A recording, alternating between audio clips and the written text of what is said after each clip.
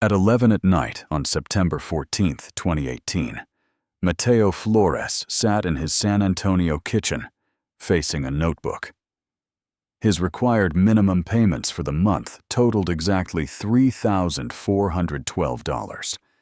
In 2 weeks, the entire numerical structure of his life would collapse.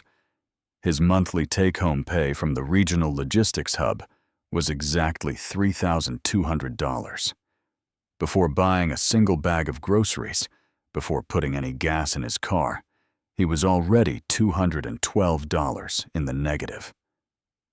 Mateo was 34 years old, and he worked 50 exhausting hours a week as a dispatch supervisor at a massive freight center off Loop 410. He was deeply reliable, relentlessly punctual, and physically drained. He was not a reckless man in his daily life.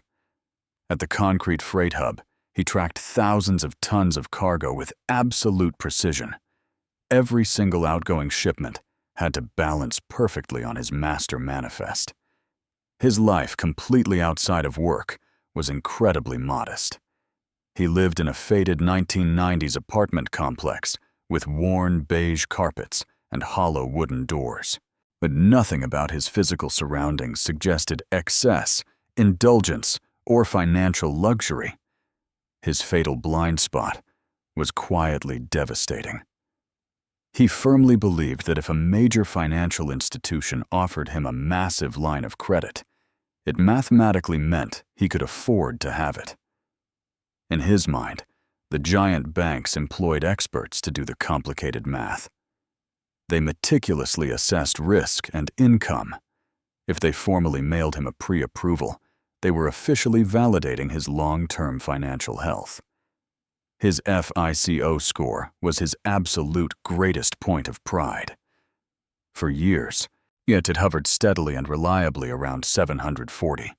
He protected it fiercely, ensuring every single minimum payment cleared the bank exactly on time. He drove a dusty 2012 Chevy Malibu with a peeling clear coat on the hood. He packed his lunch in a plastic cooler every single day. He simply did not take expensive vacations. If you want to see how a perfect payment history creates a perfect disaster, here is what I ask. Subscribe. Drop a like if this one hit close. Tell us in the comments what your very first credit limit was. Back to Mateo. Most people assume the trap is the exorbitant interest rates. It isn't. The real danger is the frictionless, constant validation of the approval. It started entirely innocently in the early spring of 2014. The Malibu desperately needed a replacement radiator, and he was short on liquid cash. He applied online for a basic auto store card and received a $500 limit. He paid the $500 balance off aggressively over the next 3 months. Yet the issuing bank responded immediately by completely doubling his credit limit to $1,000 without him even having to ask. Then the physical mail started arriving in thick, relentless stacks, pre-approved offers in heavy envelopes, platinum tier cards with 0 annual fees, rewards programs promising instant cash back on basic groceries. He accepted almost every single one of them. He logically reasoned that having immediate access to massive credit was a free safety net. It was a comfortable cushion against entirely unpredictable disasters. But in the cold winter of 2015, an unexpected medical bill arrived in the mail. The final out-of-pocket cost was $2,100. He casually placed the entire crushing burden on a newly activated card. He only made the minimum required payment that specific month. But he made it exactly on the banking due date. His pristine credit score quietly climbed a few more incremental points. The financial industry aggressively rewards consumers who reliably pay their monthly minimums. The promotional offers accelerated dramatically in direct response. Yet he was receiving 2 new high-limit approval letters in his apartment mailbox every single week. He gladly accepted a premium rewards card with a staggering $10,000 limit. He didn't actually intend to spend it on luxury. He just intensely wanted the deep psychological security of possessing it. The underlying balances began to grow with agonizing slowness. $100 for essential groceries here, 4 expensive new tires there, endless tanks of gas spread quietly across a dozen multiple accounts. Yet he quickly discovered the powerful mechanics of balance transfers, moving old, heavy debt to an entirely new card with a 0% introductory rate for 18 months. It genuinely felt like outsmarting the system, but the hidden transfer fees compounded silently in the digital background, a flat 3% charge on every massive balance safely moved. He was paying real money simply to rent his existing debt. By the time he reached his 32nd birthday, his total available credit limit hit exactly $85,000.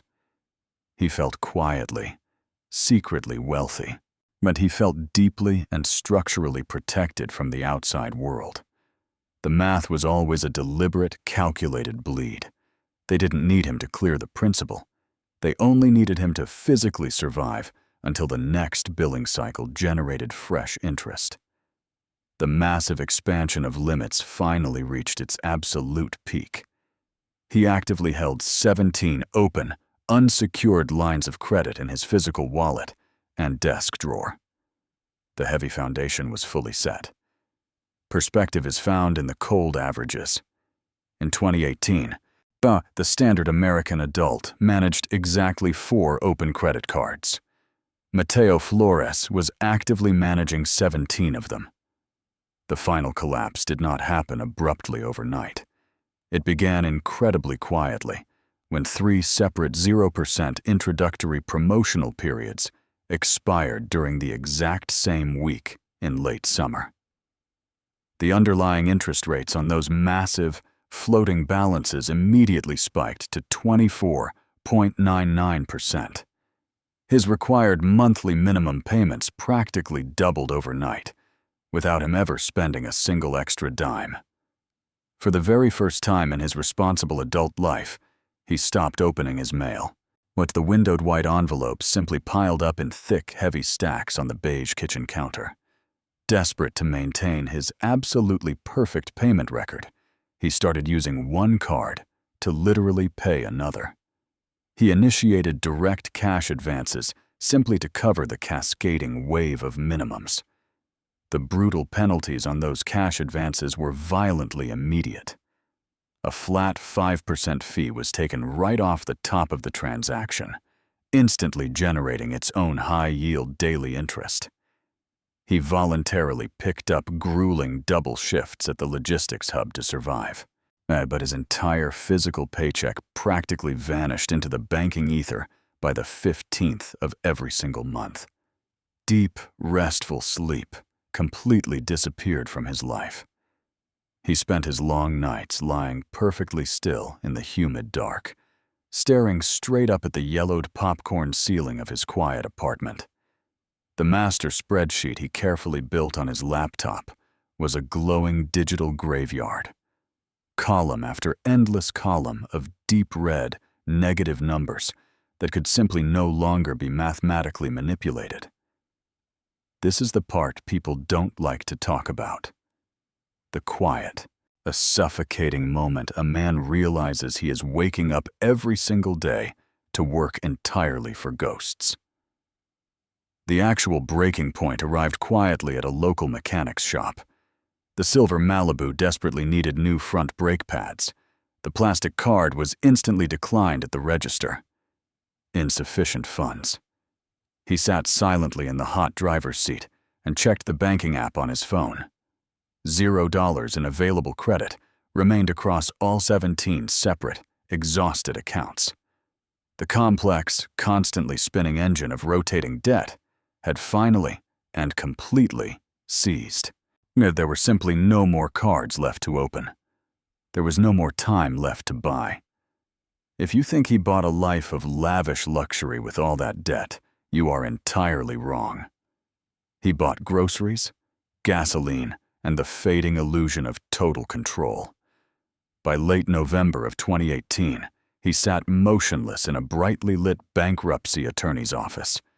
He rested his calloused hands lightly on the wooden arms of a faded leather chair. The flat legal fee to officially file the heavy paperwork was exactly $1,500. And he had to completely stop paying his minimums for a month just to physically save the hard cash. It was a painfully standard Chapter 7 liquidation process. The federal court formally and legally wiped away $68,400 in unsecured consumer debt with a single judge's digital signature. His meticulously and fiercely protected credit score plummeted from 760 down to 410 in a matter of days. He instantly became a complete financial ghost within the modern system. The thick, daily stacks of mail abruptly stopped arriving entirely. There were no more shiny platinum offers. There were no more crisp windowed envelopes quietly demanding their monthly minimum payments. He still works the exact same 50-hour supervisor shifts at the regional freight hub.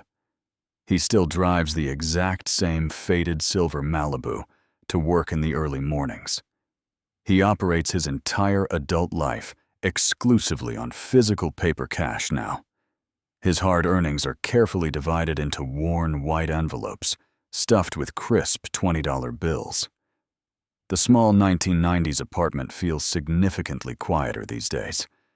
The deeply suffocating psychological weight of the metal mailbox down in the lobby is finally and completely gone. He eventually survived the brutal, cold mechanics of the modern credit system, but the banking system meticulously ensured it got paid its heavy share of interest first. This wasn't the only time this happened. It made sense. At the time,